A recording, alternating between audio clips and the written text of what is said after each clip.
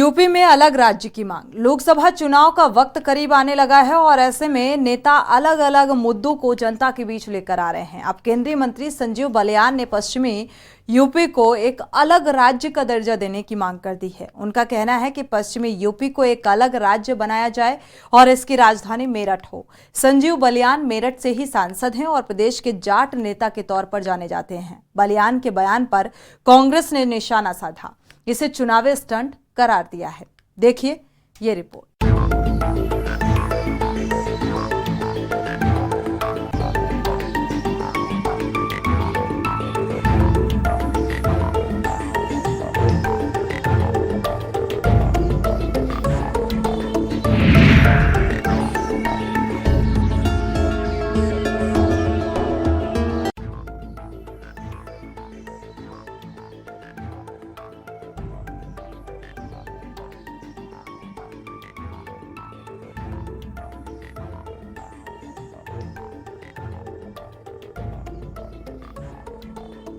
देश की राजनीति में प्रमुख हिस्सेदार रखने वाला प्रदेश उत्तर प्रदेश विभाजन की कगार पर खड़ा हो गया है।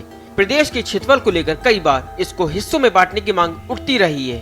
अब मांग उठ रही है पश्चिमी यूपी को अलग राज्य घोषित किया जाए।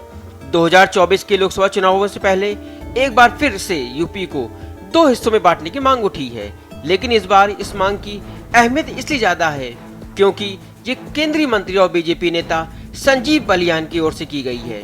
संजीव बलियान ने ये मांग जाटों के कार्यक्रम में की है। वे खुद भी जाट नेता हैं और पश्चिमी उत्तर प्रदेश को जिन कुछ और नामों से जाना जाता है उसमें से जाटलैंड भी एक चर्चित नाम है। पूरे उत्तर प्रदेश में जाटों की आबादी भले ही 2% बताई जाती है, लेकिन इस क्षेत्र में उनकी आबादी 12 से लेकर 15% तक अनुमानित है, जो कि किसी भी चुनाव को प्रभावित करने में सक्षम है। मेरठ में रविवार को अंतर्राष्ट्रीय जाट संसद का आयोजन किया गया, जिसमें देश और विदेश के जाट समाज के लोगों ने हिस्सा लिया। तमाम पार्टियों के जाट नेता भी पहुंचे, जहां केंद्रीय मंत्री संजीव बलियान ने वेस्ट यूपी को अलग प्रदेश बनाने की बात खुलकर कही। केंद्रीय मंत्री ने कहा कि वह खुलकर कहते हैं कि पश्चिमी उत्तर प्रदेश अलग बनना चाहिए, जिसकी राजधानी मेरठ हो। कि अलग पश्चिम उत्तर प्रदेश बना, बहुत अच्छा, भगवान ने हमें बहुत अच्छा पानी दिया है, बहुत अच्छी भूमि हमारे पास है और दिल्ली के चारों तरफ पश्चिम उत्तर प्रदेश होगा तो बहुत बेहतर राज्य बनने की संभावना यहाँ है। बड़ा प्रदेश है, समस्याएं रहती हैं। केंद्र सरकार जो योजनाएं देती है, एम्स दिया गोरखपुर में, यहाँ तो है नहीं एम्स।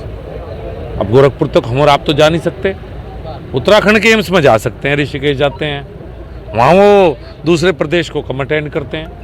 तो जो केंद्र सरकार से भी योजनाएं चलती है वो प्रदेश के हिसाब से चलती है। हर प्रदेश को एक एम्स दे दिया जाए, ITI होती है, हर प्रदेश में एक ITI खुलेगी, हर प्रदेश में एक IMM खुलेगा, इस तरह से योजनाएं चलती हैं। तो बड़ा प्रदेश होने के कारण 25 करोड़ की आबादी उत्तर प्रदेश को ऐसा नहीं मिल पाता जो मिलना चाहिए। तो पश्चिम उत्तर प्रदेश अगर अलग राज्य बनेगा तो सुविधाएं बढ़ेगी, एडमिनिस्ट्रेटिव कंट्रोल बढ़ेगा। तो सबकी इच्छा यही है। मैं तो आपकी जो आवाज़ है उसमें अपनी आवाज़ मिलाई। जाट संसद में सभी पार्टियों के जाट समुदाय के जनप्रतिनिधि शामिल हुए। जाटों को राष्ट्रवादी कौम बताते हुए संजीव बलियान ने कहा कि राजनीति में सभी को साथ लेकर चलने की जरूरत है। जाटों के बिना गांव में कोई प्रधान भी नहीं बन सकता। बता दें कि उत्तर प्रदेश की पूर्व मुख्यमंत्री मायावती ने बीते वक्त में आबादी के लिहाज से देश के सबसे बड़े राज्य को 4 भागों में बांटने का प्रस्ताव पारित किया था। ये राज्य हरित प्रदेश, अवध प्रदेश, बुंदेलखंड और पूर्वांचल थे, लेकिन इन पर अमल नहीं हो पाया। रह रहकर यूपी को बांटने की मांग उठती रही है, जिस पर सियासत भी तेज हो गई है। वहीं बलियान की मांग को लेकर कांग्रेस नेता प्रमोद तिवारी ने निशाना साधा। पश्चिमी प्रदेश को अलग राज्य करने की मांग पर कांग्रेस सांसद ने कहा कि 9.5 साल में याद नहीं आई, अब चुनाव के कारण अलग राज्य की याद आ रही है। अरे सत्ता में तो आप हैं केंद्रीय मंत्री, 9.5 साल में बनाया क्यों नहीं? अब यहाँ तो ये भी झगड़ा नहीं, डबल इंजन की सरकार, उत्तर प्रदेश में भी आपकी सरकार है, आप प्रस्ताव मंगाइए, बनाइए, हम स्वागत करेंगे आपका।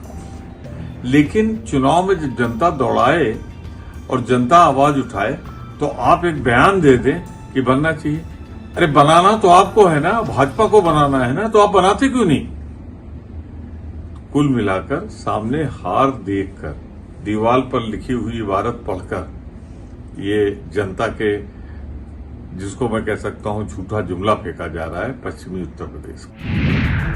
बता दें, वेस्ट यूपी में 30 जिले 7 डिवीजन में आते हैं। 7 डिवीजन में मेरठ मंडल, सहारनपुर मंडल, मुरादाबाद मंडल, बरेली मंडल, आगरा मंडल, अलीगढ़ संभाग, कानपुर मंडल शामिल है। ऐसे में संजीव बलियान की मांग का मुद्दा अब कहां जाकर थमता है और सियासी बयानबाजी कहां तक जाती है, ये देखने वाली बात होगी। स्पेशल डेस्क, के न्यूज़ इंडिया।